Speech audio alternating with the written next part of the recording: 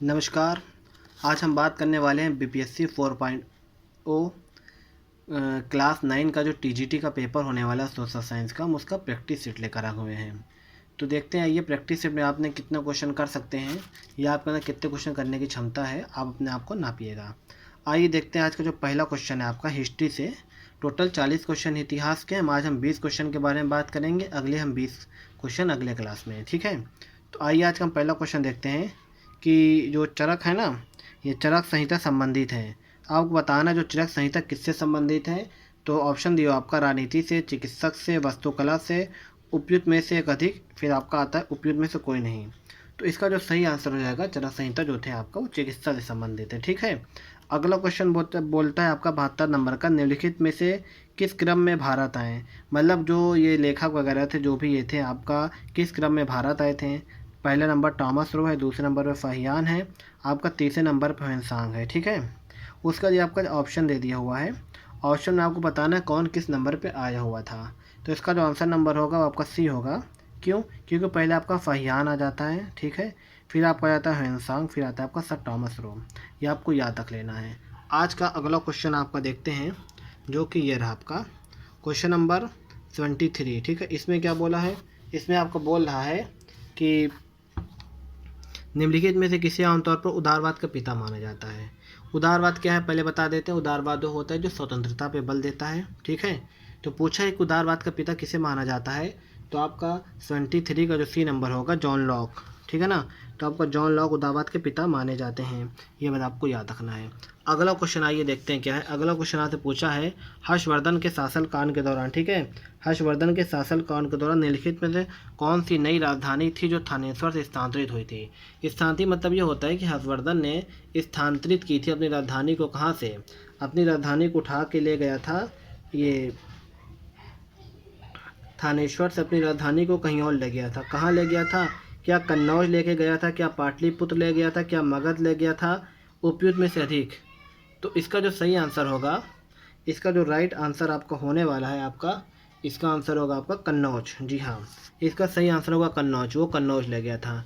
अगला क्वेश्चन है कि हड़प्पा के एक बंदरगाह का नाम बताइए। पूछा है कि हड़प्पा का निम्नलिखित में से कौन सा बंदरगाह है।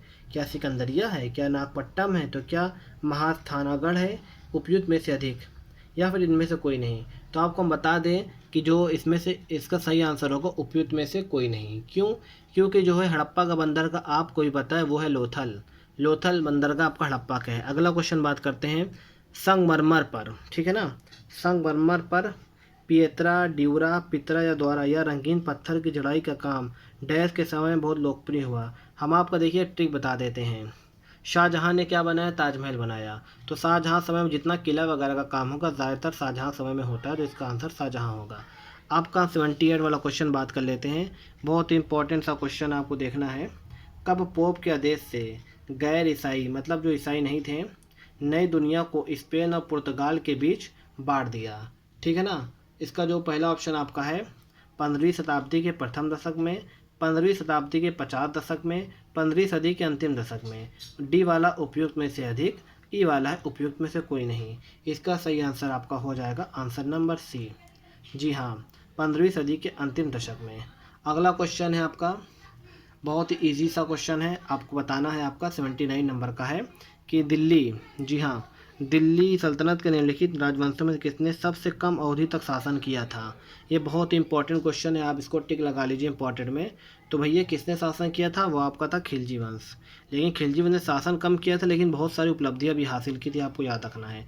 अगला क्वेश्चन जो कि 80 नंबर का क्वेश्चन है, इस पर बढ़ने से पहले अभी तक आपने हमारे चैनल को लाइक और सब्सक्राइब नहीं किया है तो कर दीजिए, ठीक है, क्योंकि इसी तरीके से वीडियो आपको आगे मिलते रहेगी। 80 नंबर क्वेश्चन की हम बात करते हैं कि 1916 में किसके नेतृत्व में द होम रूल लीग की स्थापना हुई थी। एनी बेसेंट और लोकमान्य तिलक, तिलक और लाला लाजपत राय, तिलक और बिपिन चंद्र पाल, उपयुक्त में से अधिक, उपयुक्त में से कोई नहीं।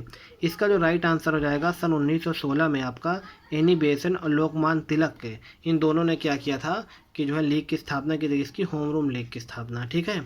आज का जो 81वां क्वेश्चन है, 81वें क्वेश्चन का आंसर आप लोग को बताना है जल्दी से। इसका जो आंसर आप बताने का कमेंट बॉक्स में जल्दी से। तो इसका जो क्वेश्चन है, यूरोप के इतिहास में काली मौत, मतलब यूरोप में जो है एक आई थी काली मौत। काली मौत महामारी किस सदी की दर्दनाक घटना थी? ठीक है। तो इसका आपका है 13वीं सदी में, 14वीं सदी में, 15वीं सदी में, उपयुक्त में से अधिक, उपयुक्त में से कोई नहीं। इसका जो राइट आंसर होगा बी वाला हो जाएगा, 14वीं सदी में। आइए देखते हैं आज का जो अगला क्वेश्चन है, इनमें से कौन सा क्रांतिकारी संगठन काकोरी गेट से संबंधित था। मतलब इसमें से कौन सा था जो काकोरी कांड केस में शामिल था, आपको ये बताना। इनमें से कौन सा क्रांतिकारी संगठन था, मतलब इनमें से क्रांतिकारी संगठन काकोरी कांड में जो था वो आपका शामिल था। इसका राइट आंसर आप देने का प्रयास कीजिए। पहला आपका गदर पार्टी, दूसरा आपका अनुशीलन समिति, तीसरा आपका Hindustan Republic association, D number उपयुक्त में से अधिक, और ये मतलब इसमें से कोई नहीं।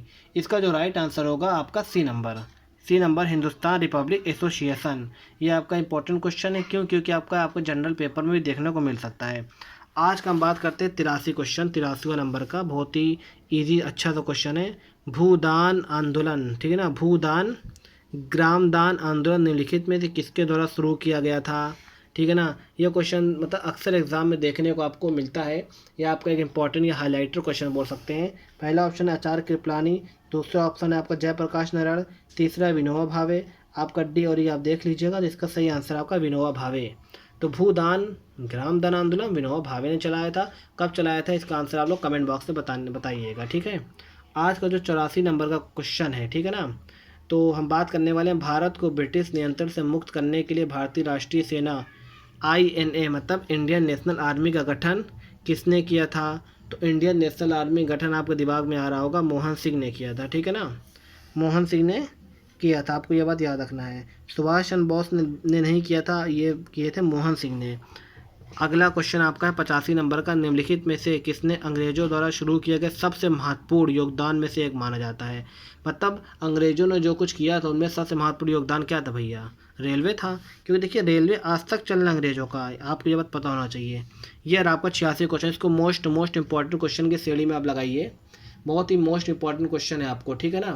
तो 86 क्वेश्चन आपका पूछ रहे, इसमें मिलान करना है। ब्रह्म समाज है, रामकृष्ण है, आर्य समाज है। इधर आपको ये दे दिया किसके संस्थापक के बारे में। इसका आप लोग एक बार सही आंसर कमेंट बॉक्स में बताइए। चलिए हम बता देते हैं। इसका जो सही आंसर होगा आंसर नंबर सी, ठीक है ना। तो एक आपका तीसरा है ब्रह्म समाज की स्थापना राजा राम मोहन राय ने किया था। बी का पहला है रामकृष्ण मिशन स्वामी विवेकानंद ने किया था। और सी का तीसरा है आपका ये आर्य समाज की स्थापना किसने किया था भैया, आर्य समाज की स्थापना जो किए थे, सी का जो आपका हो जाएगा ना, सी का आपका दूसरा हो जाएगा। आपका आर्य समाज की स्थापना किए थे राजा दयानंद सरस्वती। और आपका जो आपका डी वाला ऑप्शन है उसका हो जाएगा 5वां नंबर कि सत्य शोधक समाज की स्थापना किसने किया था। आपका 5वां ऑप्शन हो जाता है ये ज्योतिबा फूले, ठीक है। तो ऑप्शन नंबर 3 आपको ध्यान रखना है। आज का बात करने वाले हैं आपका 87 क्वेश्चन। ये आ सकते हैं एग्ज़ाम में क्योंकि सब आपको देखने मिलेंगे मॉडल हिस्ट्री में, क्योंकि आपके में है इंटरनेशनल मूवमेंट। तो आप इसको मॉडल हिस्ट्री ज़रूर देख कर जाइएगा, ठीक है। आज का क्वेश्चन है 1930 में महात्मा गांधी द्वारा सविनय अवज्ञा आंदोलन शुरू करने का श्रेय है। तो मतलब महात्मा गांधी जो 1930 में सविनय अवज्ञा आंदोलन शुरू किया था, जिसमें जो दांडी मार्च भी हुआ था, उसमें इसका मतलब क्यों किया था ये पूछा आपका, ठीक है ना। इसका जो सही आंसर आपका नमक कानून तोड़ने के लिए दांडी मार्च, ठीक है। आपका 88 नंबर का क्वेश्चन है आपका हबसी व्यापार से संबंधित सही तथ्यों की पहचान कीजिए। मतलब हबसी एक प्रकार का क्या है, व्यापार है, उसके हमको सही कथन के बारे में बताना है, ठीक है ना। पहला इसका व्यापार यूरोप के लोग करते थे। अफ्रीका देश के पश्चिमी तट के मूल निवासी हबसी को गुलाम बनाया जाता था।